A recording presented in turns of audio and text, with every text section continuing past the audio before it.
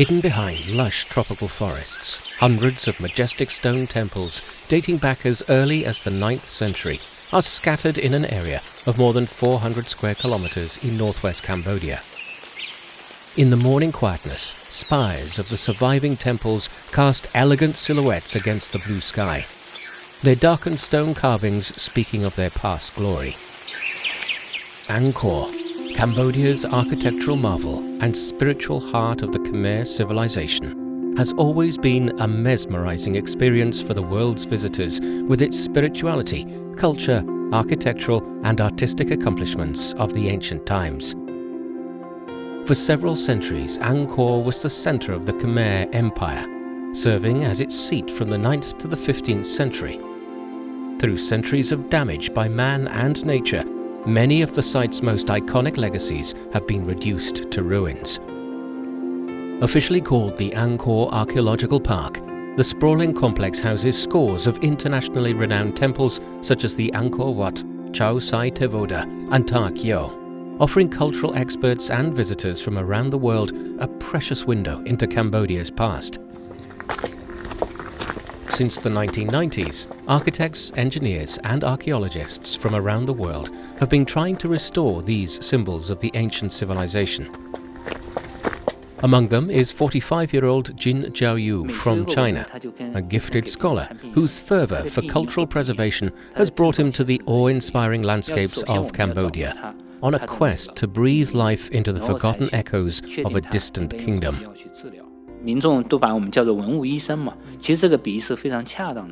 People call us doctors of the cultural relics. This analogy is very appropriate. Whenever we restore a cultural relic, we do our work like a doctor does his or hers. We have to carefully analyze the symptoms and determine the causes of the disease. Then we come up with our course of treatment. With each brushstroke, each delicate touch, he carefully resurrects the past, piecing together the fragmented stories etched into the weathered stones.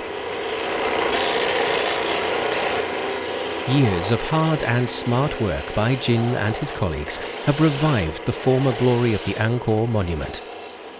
And during this process, he himself has been stunned by the ancient Cambodian civilization and also developed a profound friendship with Cambodians he has met and worked with.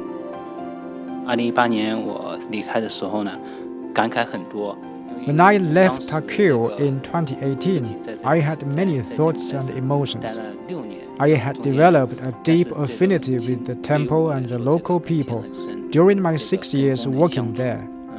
So I was reluctant to leave when the moment came. But how exactly has this doctor of the cultural relics worked to restore the iconic ancient temple? And what has really driven him to travel thousands of miles geographically and hundreds of years in time to pursue and revive the glamour of the ancient Khmer Empire?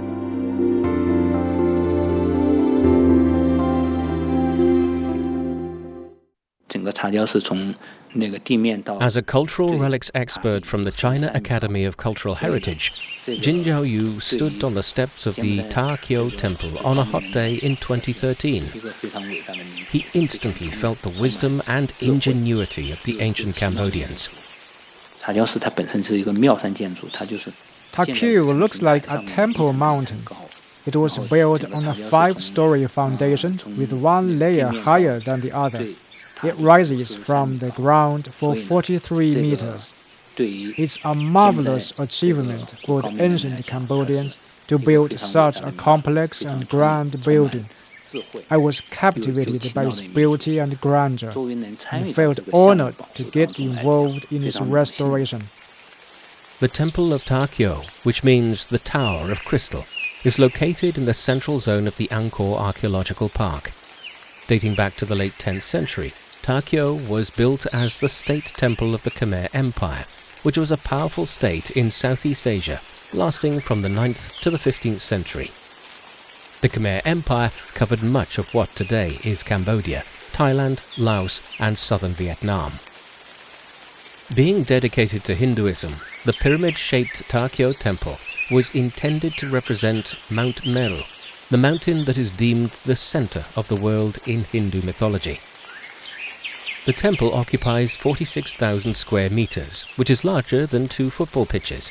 It is considered one of the most magnificent temples in Angkor and a popular tourist attraction. But centuries after its erection, much of the temple was ruined due to the weather, wars, and other kinds of natural and artificial disasters. When Jin Zhaoyu first set foot on this damaged monument, he was 35 years old, young, energetic, and curious, ready to join an arduous restoration project undertaken by the China Academy of Cultural Heritage. He was charged with managing and coordinating the whole restoration project. Jin and his fellow Chinese colleagues lived in a compound in the city of Siem Reap, about 20 kilometers from the Angkor Archaeological Park. Every day, they'd shuttle between where they resided and Angkor. Although the distance was not far, the weather was hot and the work was meticulous and proved to be tiring and was oftentimes interrupted by a sudden rainstorm.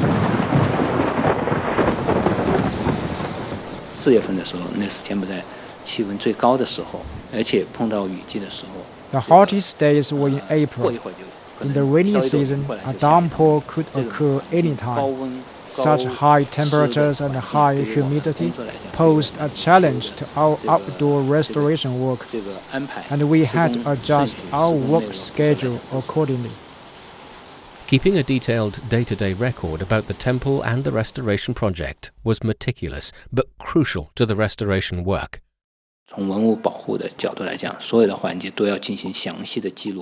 From the perspective of cultural relics preservation and restoration, all the processes and procedures must be recorded. We give a unique number to each and every piece of stone or structure removed from the Ta Keo Temple. Then we make a catalogue. We also needed to keep a thorough record of all those damaged stones or stone pieces. Furthermore, we needed to jot down whatever procedures we would take to restore or renovate the damaged parts.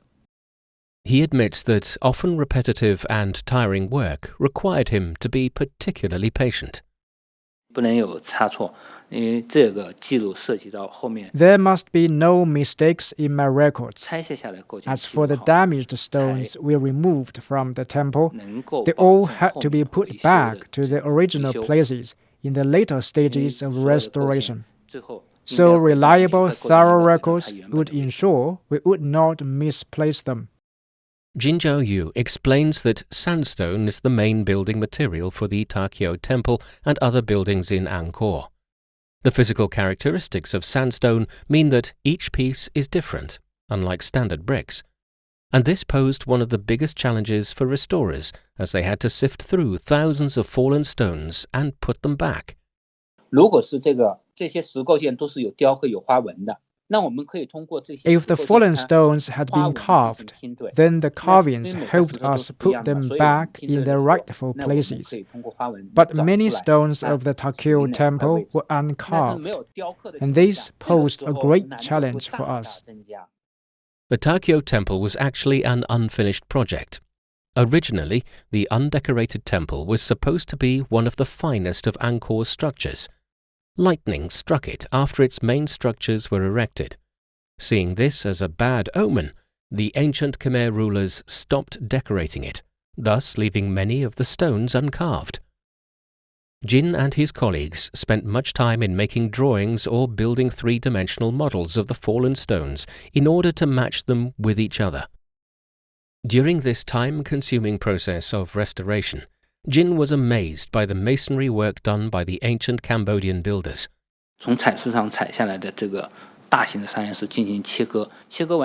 Ancient builders cut the raw sandstone into the pieces they wanted after the raw materials were transported from the quarry to the building site. The finished pieces, after being polished, were irregular in size. Although the stones they used were irregular, they were skillfully laid to form the temple. The building techniques were marvelous. Even now, after hundreds of years, we can't insert a thin sheet of paper into the gap between two stones in the well-preserved parts of the temple. Jin adds that Chinese restorers follow a principle called minimal interference when restoring the damaged parts of the temple.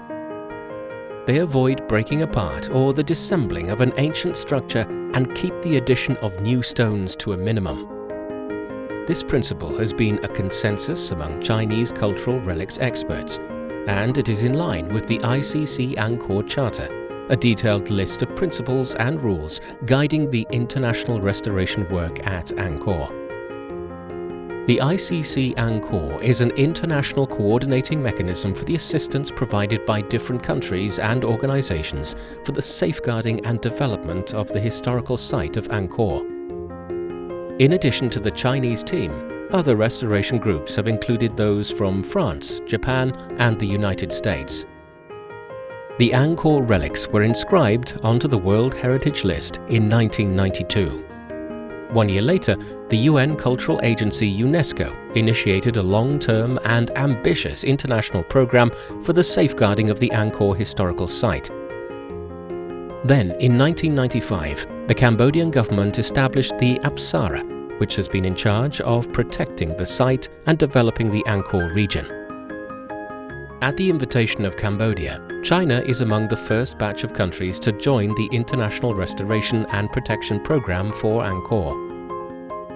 With its long history and rich cultural heritage, China boasts rich experience in preserving and restoring various kinds of historical relics. Prior to the Ta Keo Temple project in 2008, Chinese restorers had already completed a 10-year-long restoration of the Chao Sai Tevoda Temple, which is smaller than Ta Keo. Soon afterwards, as China gained more experience in the restoration and preservation of the Angkor relics, Chinese restorers were invited to take charge of the restoration project of the larger and more complex Ta Keo Temple. At different stages, archaeologists, architects, engineers, and other kinds of experts from China rotated to work on the ground for the restoration of Ta Keo. In total, around 60 Chinese experts and engineers have been involved in the project. Yet disagreements occur sometimes as to what kind of approach is best for restoring the Angkor relics. Jin Zhaoyu recalls that cultural relics experts from China and other countries had a heated discussion in 2017 on how to solidify one corner of the temple, a decorative structure in the shape of a column carved with auspicious flowers.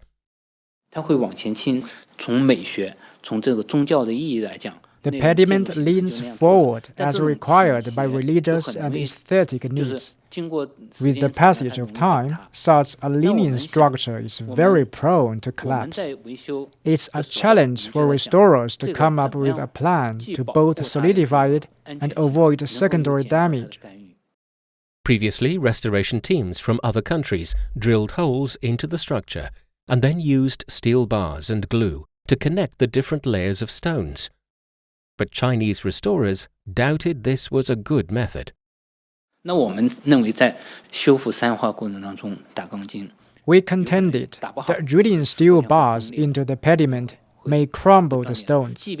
Even if the stones don't crumble, the steel bar inserted into the stone structure will pose irreversible damage itself. Jin Zhaoyu and his fellow Chinese restorers proposed a different way, using steel wires to pull the leaning structure to its foundation. And wherever the wires need to touch the stones, they use rubber or wood as a buffer so that the steel would not corrode the stones with the passage of time. But this kind of proposal caused a debate among the ICC Angkor experts, who had the authority to approve or reject it. Some of them contended that using steel wires to encircle the structure from the exterior would make it less aesthetically pleasing.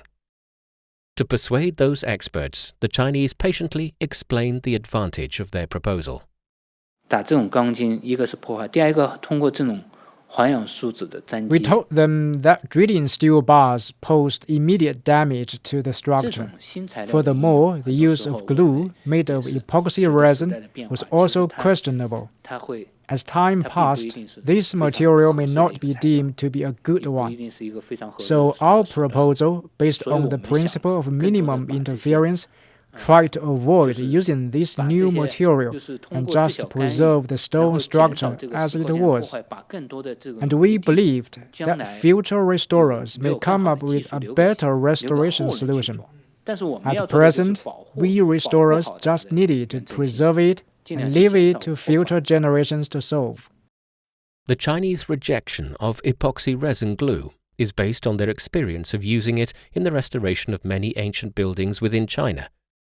There have been many cases of failure, as this kind of glue loses its effect gradually under hot and wet weather conditions.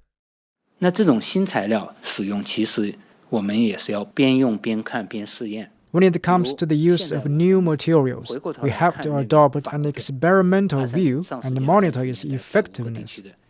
In the 1920s and 1930s, French cultural relics experts used cement to solidify the Angkor relics. Cement was thought a new and good material at the time. But now, 100 years later, we don't use cement in the restoration of ancient buildings. So, what we think is a good material nowadays may be deemed bad in later years. In our restoration projects, whenever necessary, we try to adopt reversible means, leaving room for the emergence of better restoration methods in the future.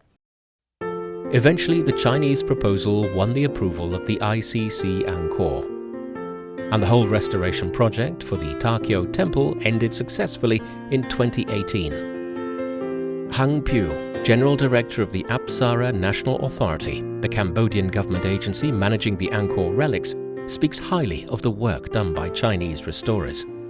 Chinese use almost the manual way. If something wrong, we can redo it. So the technique, we can say it reversible. And the work has been done is very, very good job. Working on such an international assistance mission, Jin Zhaoyu says he and his colleagues have taken on an additional responsibility to cultivate local Cambodian cultural relics restoration talents. 我们要培养当地的技术人员。 We need to train local technicians and workers who can restore and renovate cultural relics themselves. Through our assistance, we hope one day they can do the job by themselves. To achieve this task, the Ta Keo project has employed dozens of local workers. Jin Zhaoyu and his colleagues spoke English and simple Cambodian while communicating with them. Together with gestures, Jin says they could instruct and interact with the workers smoothly. As the Ta Keo restoration project lasted for several years, good and close relations have been developed among them. We worked with the local workers day after day. We have become good friends, and they invited us to visit their families when they had celebrations, such as weddings and the births of babies. Through these visits, Jin has gained a deeper understanding about the life of the Cambodians and their culture. Jin notes that the local Cambodians have a profound love for the Angkor relics, treating them as their national pride. They adore the temples and have a profound wish to preserve their heritage. When we did the restoration work, I found that the local workers sometimes walked around the temple and gently touched the stones to show their respect and love toward their heritage. Indeed, the Angkor relics are not only bringing pride to the local Cambodians, they are also creating income for the descendants of the ancient Khmer Empire. By working for the Ta Keo restoration project, some locals have made a better living. According to Jin Zhaoyu, several of the workers employed by the project bought motorbikes, a luxury for the locals with the money they earned. This worker, who only gives his name as Mullah, is grateful for the project.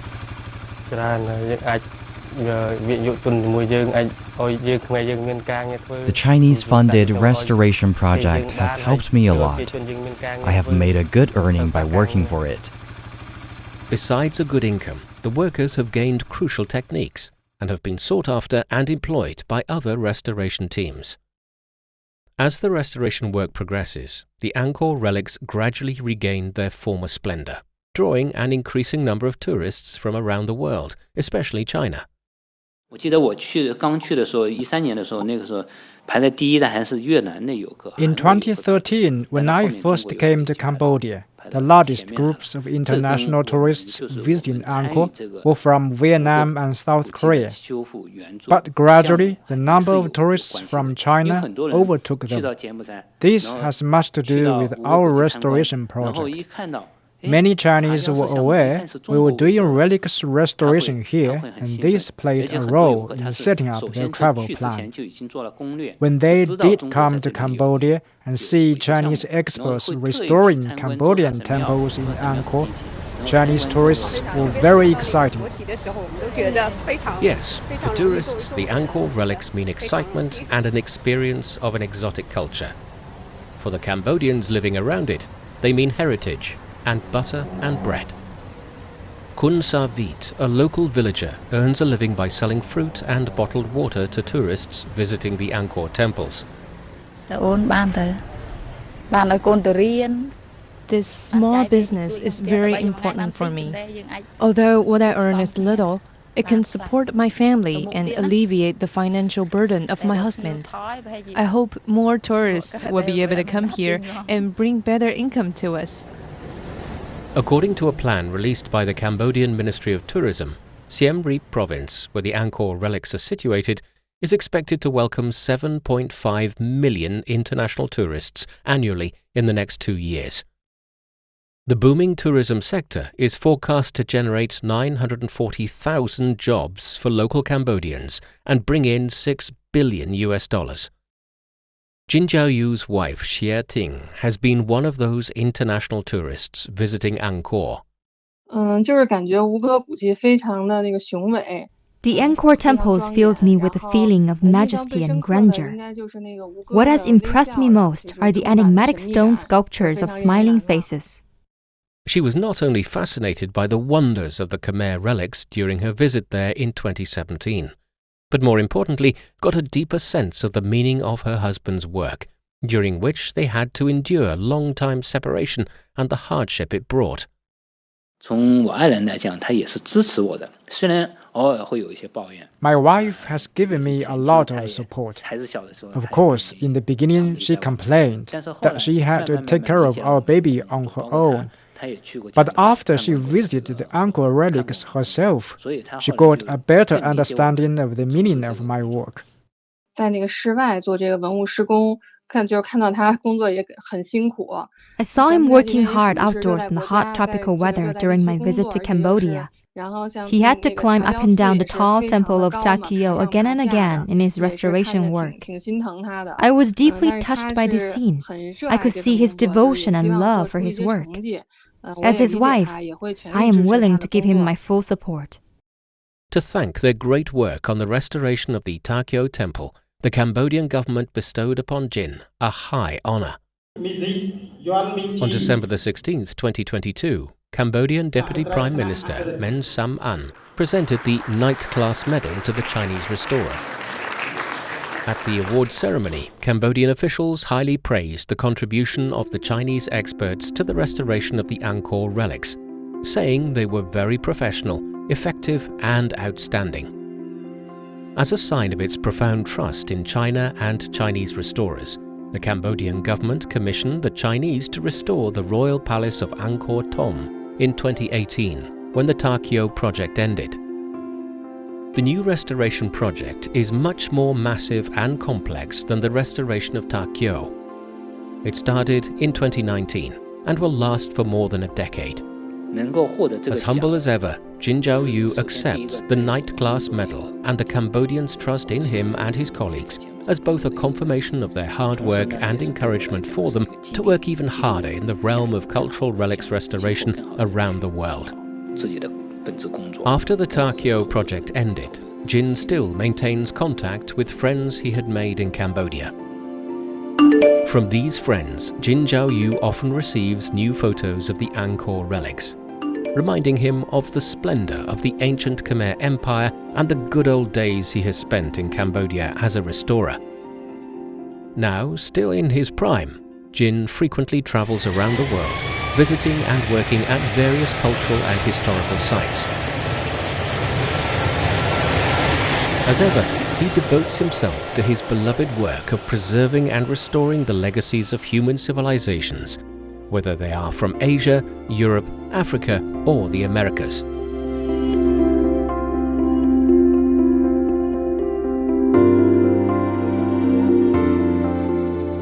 With that, we conclude this episode of Footprints. Thanks for listening. I'm Bob Jones.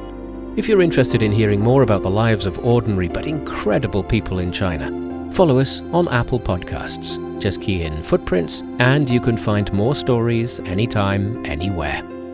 We'll see you next time. Bye for now.